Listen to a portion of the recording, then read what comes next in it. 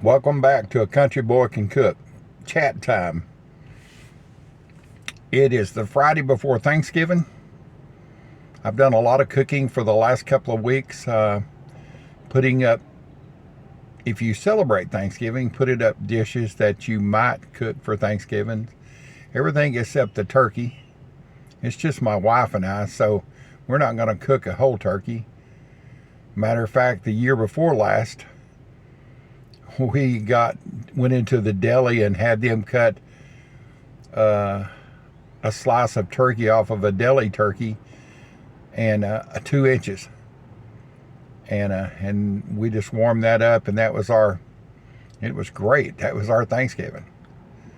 Last year, I can't remember what the heck we did. I was just getting out of the hospital, and I don't know. I'm sure we had something that was good. I know I had Thanksgiving in the hospital, which was great, because I knew I was getting ready to come home.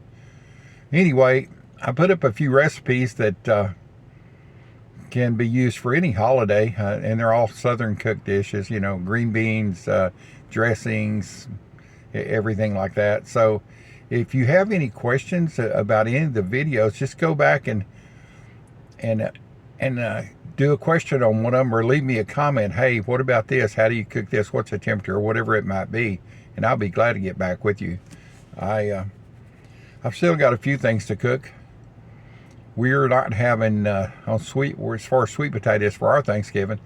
We're going to have baked sweet potatoes, and I bake those things for an hour and a half at 400 until the outside is kind of charred, and it'll start oozing out the sweetness out of them. I know they're ready at that point, and I love those better than the candied yams. It'll have butter and brown sugar sprinkled on it. And so that's what we're, as far as potato. And we might have some mashed potatoes on the side. I just don't know. I've got some in the freezer. I did not show that. I should have. You can make mashed potatoes, and once it cools down, take a scoop, a 1 cup or 2 cup or whatever you think you're going to be for serving. Put it on some wax paper in the freezer on a pan. Let it freeze. And once those are frozen, kind of mash them out flat before you freeze them. Once they're frozen, they look like pucks of mashed potatoes. Put them in a Ziploc bag, and when you want some mashed potatoes, pull that out, let it thaw out, and stick it in the microwave. Tastes just like it did when you first made it. So anyway, we may have that, or we may have sweet potatoes. I don't know, maybe both. The gravy we're having, we've got a turkey breast that's already cooked and smoked. There's no giblets, so our gravy is going to come out of a jar, Heinz roasted turkey gravy. It's bought and on the shelf at this point. And yes, I can make gravy. I can make turkey gravy, sausage gravy, and I'll probably make this Sunday morning sausage gravy. For those who like sausage gravy, I'm going to do a video on that. One of my teaching videos, as I call them. Sometimes my videos are short as far as the cooking, and then it gets into the tales that kind of makes them long. The tales of the old dude. So I was thinking back this morning, my wife's at the doctor's office. I just dropped her off just to check up. And I was thinking when I was young, me and my friends and cousins would sit around at family reunions and get-togethers, and we'd see all the old codgers over there. They'd talk about, oh, their knees were hurting, their back was hurting, why. Well, hell, I'm an old codger now. My knees hurt, my back hurt, and so I understand. So I apologize for all those thoughts I had back in the day, because I get it. I'm there. I wake up in the mornings and I sit up on the side of the bed thinking, okay, can I make this first step? And kind of like the choo-choo train that could. The more you step, the more you go, and keep on going. So, and that's basically, that's my life at this point. Since last year getting out of the hospital, I hope my recipes are good, but I hope it brings to everyone that you can just continue to do what you need to do. Never give up. If I can start back over at 70 and, I've lost 180 pounds, I cook every day. I make coffee out of a percolator because I ain't no hurry. I ain't got any place to go. No job. My job is making coffee first thing in the morning out of an antique percolator that I've had for years, that I used to take on my camping trip, and it makes wonderful coffee. I got it down to a science. Cooking breakfast, cooking lunches. We go out maybe once a week to eat. We're actually going out this afternoon to a Middle Eastern restaurant.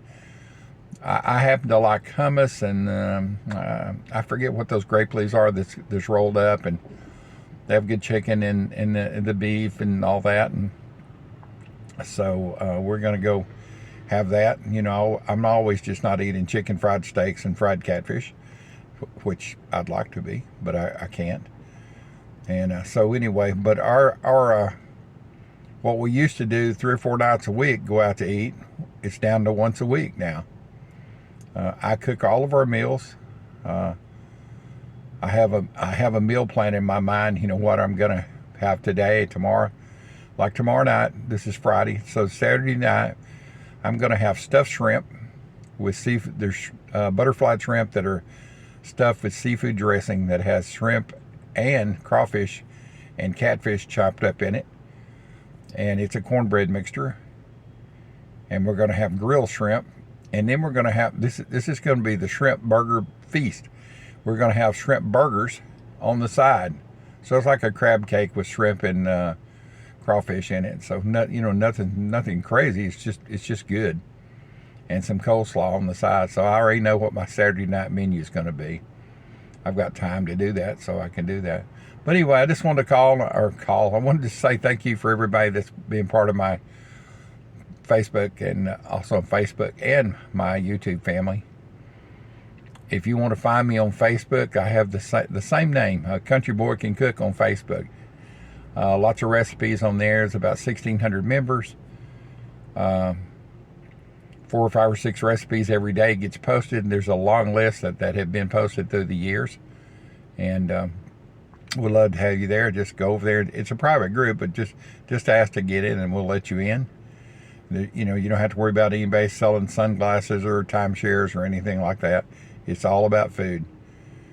Anyway, I wanted to tell you thanks for being part of my group, my YouTube family. And if you're new, thank you so much for stopping in and listening to the old dude.